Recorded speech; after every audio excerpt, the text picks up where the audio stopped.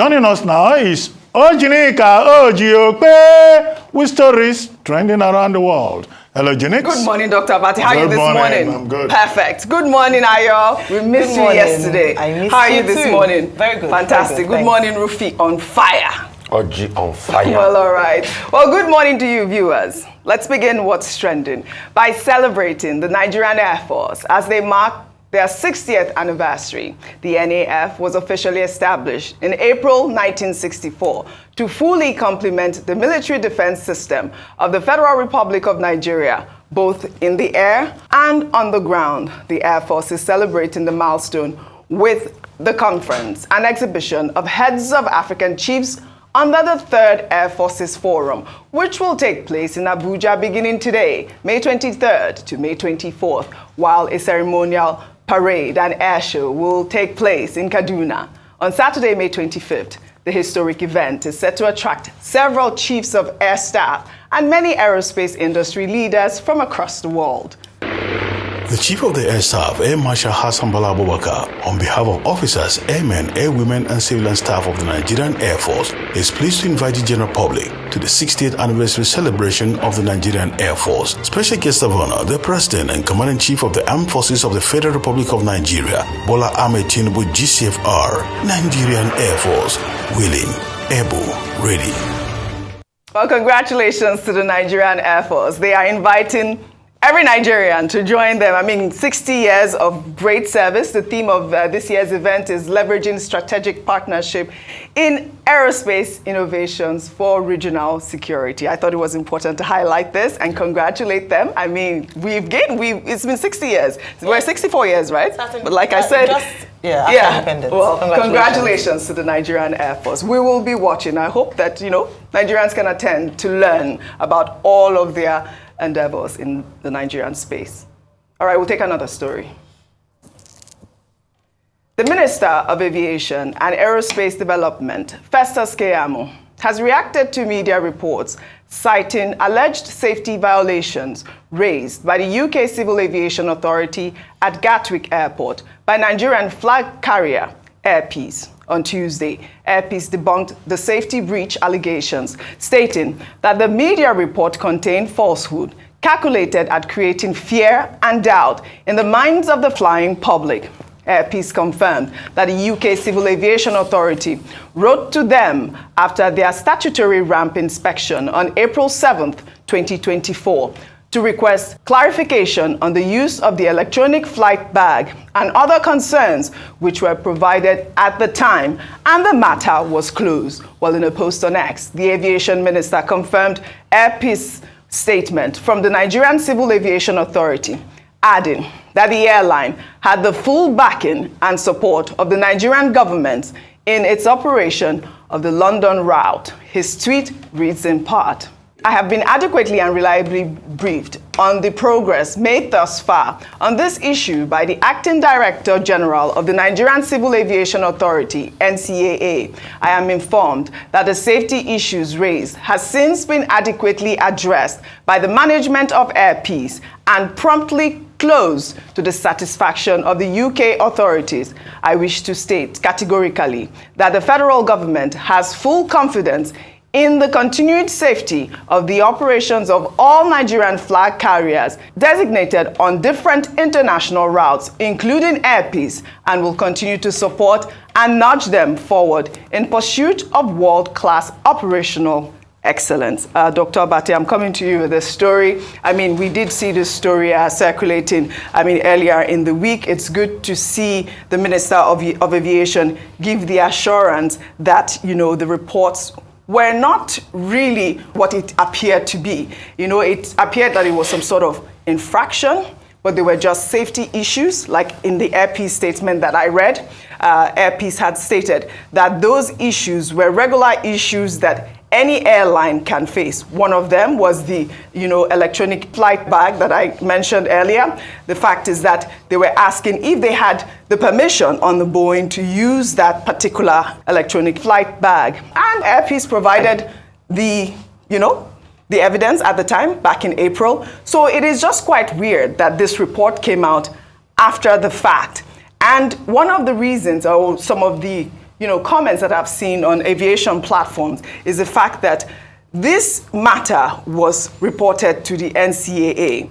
And the NCAA, instead of reaching out to Air Peace, went ahead to release these reports, general reports that are normally given within, agencies to the media. Why is NCAA complicit? Why is NCAA trying to give out information that would, cause panic in the public at this point? That's the major question. Okay, one of the concerns that was expressed when Air Peace Airline began this London Gatwick route was a concern expressed even by Mr. Allen Oyema himself, who was on this same program, about the threats, the risk of both local and external saboteurs.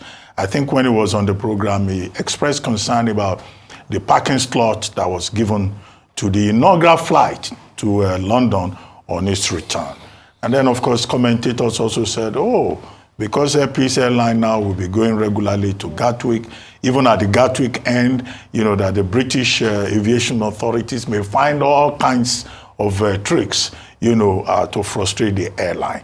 And people cited the example of previous airlines that went on that route, Medview, Arike, and all of that.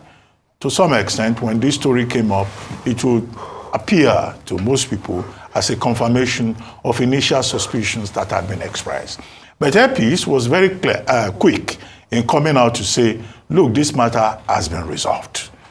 Now, resolved to the extent that safety reports and ramp inspections, they are normal routine, in aviation. Yeah. Every aviation authority will engage in that.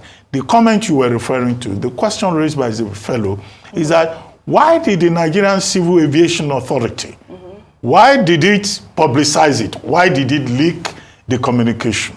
And why has it not leaked similar communication before now? So, that raised some suspicion.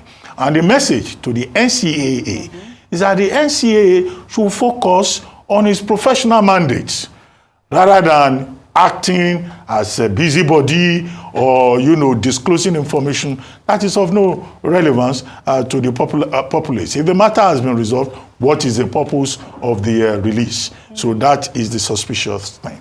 However, the positive thing in all of this is the intervention by the Ministry of Aviation. Yes. The Minister of Aviation and Aerospace Development, Festus Keyamo, has issued a statement saying, look, there's no big deal in this. Nigeria stands solidly behind Air Peace Airline and other Nigerian flag carriers in whatever international route they may be involved in. And the minister, who should know, also stated very clearly that the matter has been adequately addressed to the satisfaction of the UK authorities. Yes. In other words, the matter has been settled. And I think, the minister's statement is important. Because before now, we used to complain that Nigerian authorities do not support our airlines. Yes. Whether it's with regard to BASA or it is with regard to the treatment of Nigerian passengers on international routes.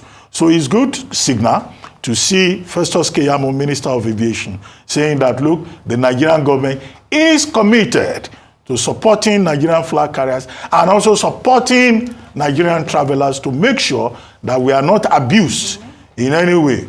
We poor travelers who pay so much to travel all over the world, and we get treated shabbily, as happened on Tuesday by Turkish Airlines at the Murtala Mohammed International Airport, with people who came from Benin, from Port Harcourt to come and join flights in Abuja, just being told peremptorily that Turkish Airlines had shut down travels until Thursday, just because of a dispute with organized labor, defending the rights of Nigerian workers with Turkish Airlines. Right. Some of the safety issues that were raised by the UK Civil Aviation Authority, just for the benefit of our viewers, is, the EFB, which I mentioned earlier. The UK Civil Aviation Authority was asking if the Boeing that they're using has, permission or approval to use that EFB, which is a regular question. So your question again, the fact that NCAA had not released similar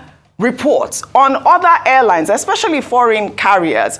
Why haven't they released those types of reports when you're going to release that for your own Nigerian carrier? Like I said, kudos to the Minister of Aviation for debunking this report. It is good to know that our Nigerian carrier is safe to fly.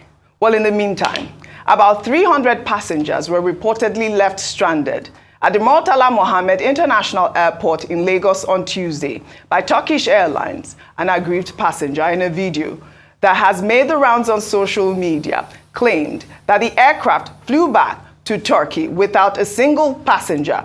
This is coming as the National Secretariat of the Nigeria Labour Congress ordered its members in Lagos to shut down the airline for allegedly sacking 7 of its members who joined the National Union of Air Transport Employees. The NLC, in a statement, insisted that it is against Nigerian laws for airlines to threaten workers with sack if they join unions. As a result, the Lagos State Council of the NLC directed its members to picket Turkish Airlines until its management reinstates the affected workers. Those of them that have waited for this God-forsaken airline who has not even bothered to address anybody, all these people, old, young, infants, all sitting up here, no representative of Turkish Airlines came to address anybody. They haven't spoken to anybody, even pure water.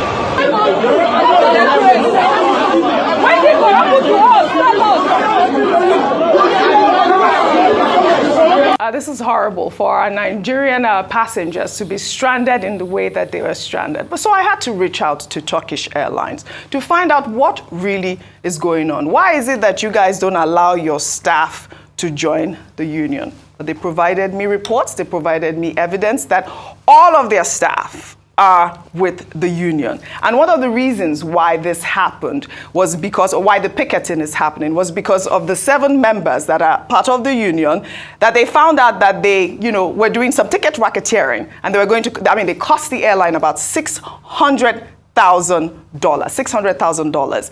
And so these people decided that, they need to be paid their compensation. They've been working with the airline for several years, and so they decided that they were going to make sure that they do this picketing to have the airline pay them or reimburse them their gratuities or what have you.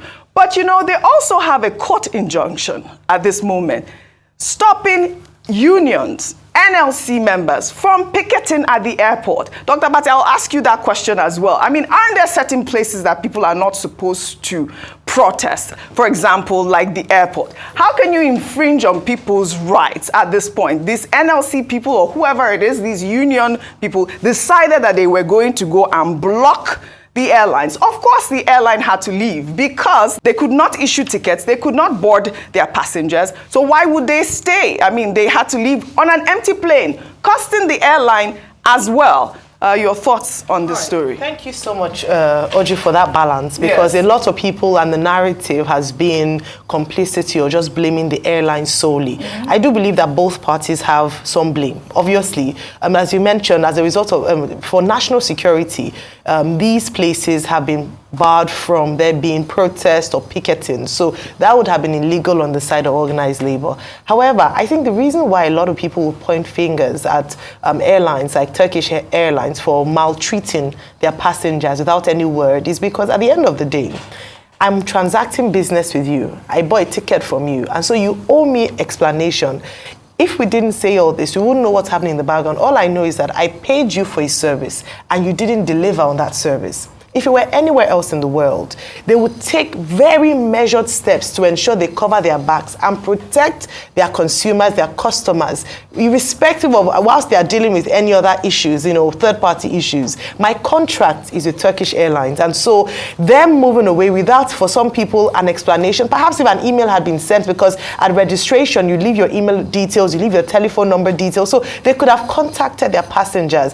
This speaks to a bigger issue around the way that Nigerians are treated, not just by foreign airlines, to be honest, even by local airline operators who just behave anyhow. People have had appointment, doctor's appointment, important meetings have attended. So on that regard, I would say that the airline should have done better in managing it, so that people are not disgruntled. Ahead of time, they should have sent an email. Well, maybe they just so there's a way that you manage the flight. Yeah, so there's a way that, and that's what I'm saying, that there's a way that once they got wind of this, there's a way that they could have managed it better. I'm speaking about this not just from this incident, but previous as well. And that's why I said that it's easy to look at Turkish Airlines because of antecedents, because of what's happened in the past. But now going to the Nigerian issue, absolutely.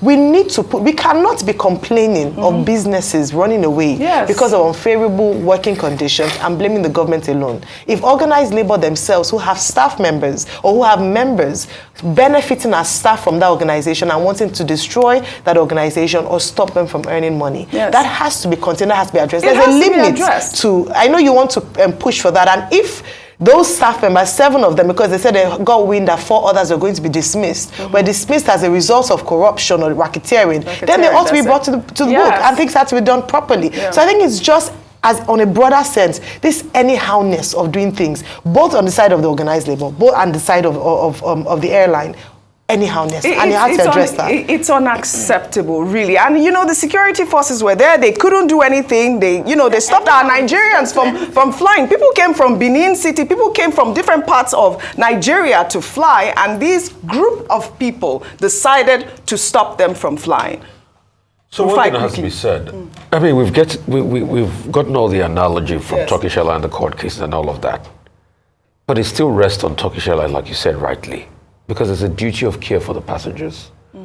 And I think it's not only in the case of Turkish Airlines. I think Labour too picketed EMO at a point, and they prevented Air Peace from flying, which was very bad. And I remember that case.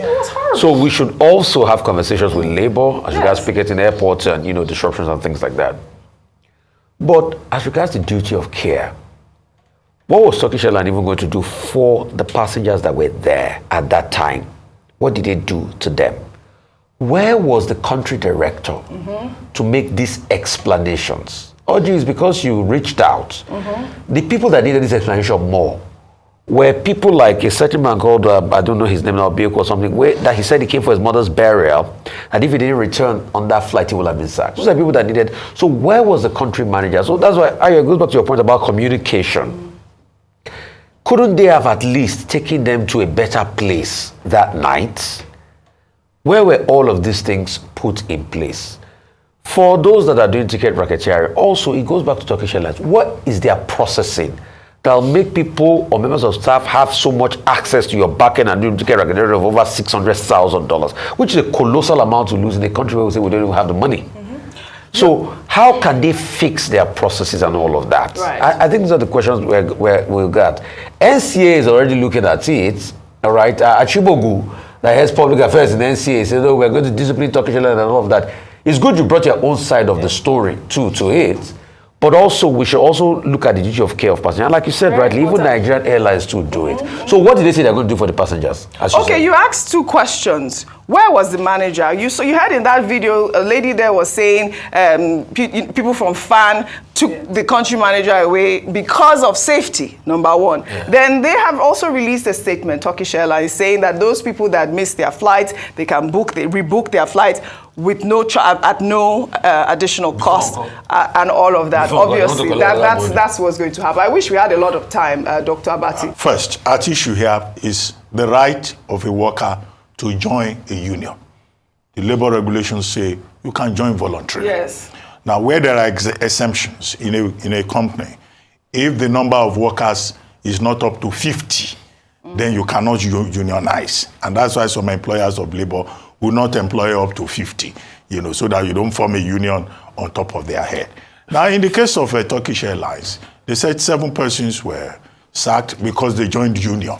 So the question is, can a foreign airline or any company weren't sacked because they joined the union. Well, that's what Labour is saying. That is the basis of that Labour decided to picket. So that's one issue that has to be addressed. The second thing is that, yes, they have a duty of care, to take care of those passengers. But can they also plead force majeure? But now that the matter is before the court and they are seeking an order of interim injunction, restraining NLC perpetually from affecting their operations. It's for the court to determine that, because they had announced that they were going to come back to operation on Thursday, and that's why they rushed to court, so that there will be a valid basis for their resumption of activities. Yeah, I think, but generally, the people who suffer are the that is passengers. the point. Why should the passengers suffer? And I mean, they have pled force majeure as well. Should we take another story in Cross River State, where the plenary session of the state's House of Assembly on Wednesday descended into chaos after the Speaker of the House, Elvet Ayam Ben, was impeached over allegations of financial misappropriation and incompetence. Well, shortly after the impeachment proceedings, a lawmaker made a dash for the mace, which is the symbol of authority of the Speaker. Well, let's take a look before we come back for a discussion.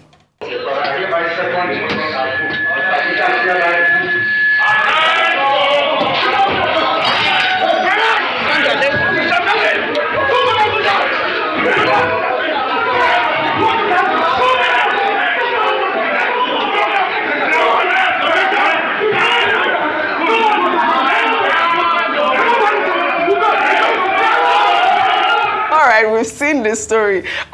Just a short comment, Dr. Bati. I mean, this thing that is happening in the assembly is unacceptable, really, that they are... the chief press secretary to the speaker that was purportedly impeached has said that there was no impeachment, and that whatever exercise took place on the floor of the Cross River State House of Assembly yesterday is unconstitutional.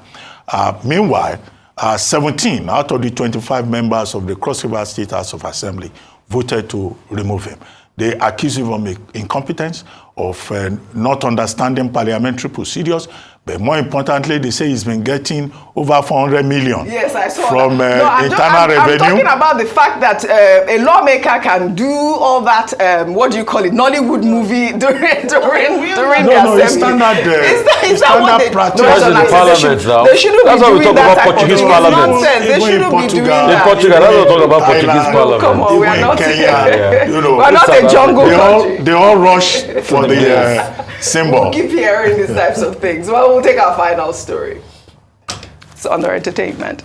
The executive director of the National Film and Video Censors Board, Shaibu Hussaini, has announced the ban on smoking, money rituals, and the promotion of crime in Nigerian movies. The Censors Board director announced the ban at a national stakeholders engagement on smoke-free Nollywood in Enugu on Wednesday, where he decried the dangers of such portrayals in movies, which he says could negatively influence the younger generation. Well, according to him, the ban was approved by the Minister of Arts, Culture, and the Creative Economy, Hannatu Musangwa, pursuant to Section 65 of the NFVCB Act 2004, which prohibits the display of money rituals, ritual killings, tobacco products, and nicotine product promotion in movies, musical videos, and skits. I don't know how I'm able to hold myself, Ayo, while reading the story. I mean, at this point, this is what's happening in Nigeria.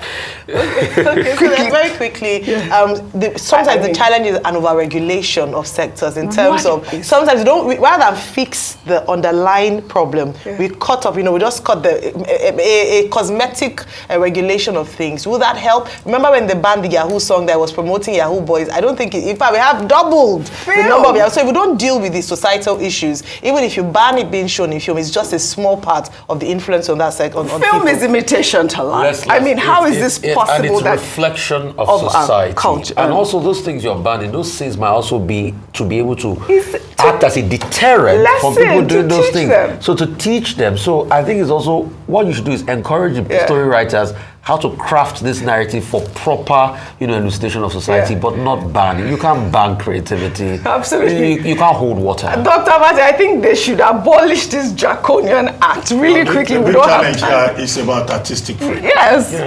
Artists need a certain scope for them to create them, to be creative. What they should do ordinarily would be to interface, Yes, now. do awareness Come on. programs Exactly. and all of that. But to say you are banning, How? it's a primordial, pre-colonial, Primordial. 19th century attitude Absolutely. to morality. Absolutely unacceptable. And I'd love to thank you all. I wish we had more time on What's Trending Today. But that's all I have for you guys on What's Trending Today. I'll see you all tomorrow.